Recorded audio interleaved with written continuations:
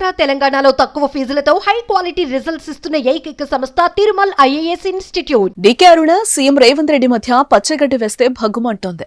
గత అసెంబ్లీ ఎన్నికలు ఎంపీ ఎలక్షన్ల సందర్భంగా వారి మధ్య మాటల యుద్ధం తారాస్థాయికి చేరిన విషయం అందరికీ తెలిసిందే. ఇక మరోపక్క తెలంగాణలో కాంగ్రెస్ బీజేపీ మధ్య విమర్శల పర్వం పీక్స్ కు చేరుకుంటోంది.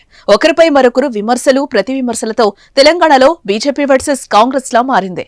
ఇలాంటి నేపథ్యంలో ఇరువురు నేతలు ఒకే వేదికను పంచుకోవడం, సరదాగా ముచ్చటించుకోవడం రాష్ట్ర రాజకీయ వర్గాల్లో ఆసక్తిగా మారింది.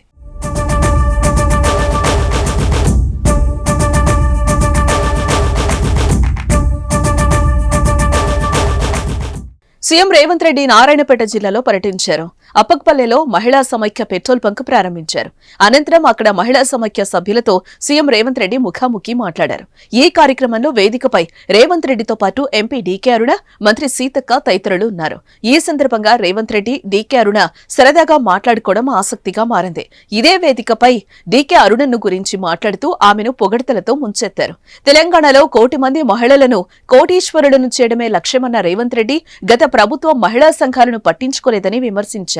పివి నరసింహారావు హయాంలో మహిళా సంఘాలు ఏర్పడ్డాయని, రాజశేఖర రెడ్డి వారిని మరింత అభివృద్ధి చేశారని, రాజశేఖర రెడ్డి హయాంలో మంత్రిగా ఉన్న డీకే అరుణ కూడా మహిళల కోసం కృషి చేశారని పొగడ్డంతో వారి మధ్య విభేదాలకు ఫుల్ స్టాప్ పెట్టినట్లే అనిపిస్తోందని పలువురు అభిప్రాయం వ్యక్తం చేస్తున్నారు.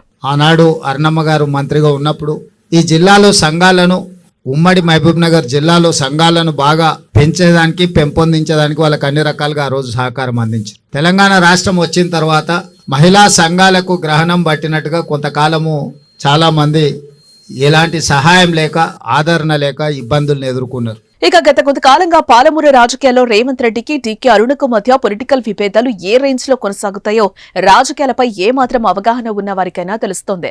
ఇరువురు ఫైర్ బ్రాండ్ల మధ్య చాలా కాలంగా రాజకీయ విభేదాలు కొనసాగుతున్నాయి. రేవంత్ రెడ్డి ముఖ్యమంత్రి అయ్యాక కూడా అదే పరిస్థితి కొనసాగుతుంది. గత లోక్సభ ఎన్నికల ప్రచారంలో సీఎం హోదాలో రేవంత్ రెడ్డి మహబూబ్ నగర్ బీజేపీ అభ్యర్థిగా డీకే అరుణ మధ్య మాటల తూటాలు పేలాయి.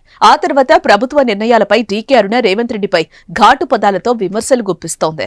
ఈ నేపథ్యంలో ఉప్పు నిప్పుగా ఉన్న ఈ ఇరువురు నేతలు తాజాగా నారాయణపేట జిల్లా పర్యటనలో సరదాగా కనిపించడం అందరి దృష్టిని ఆకర్షించింది.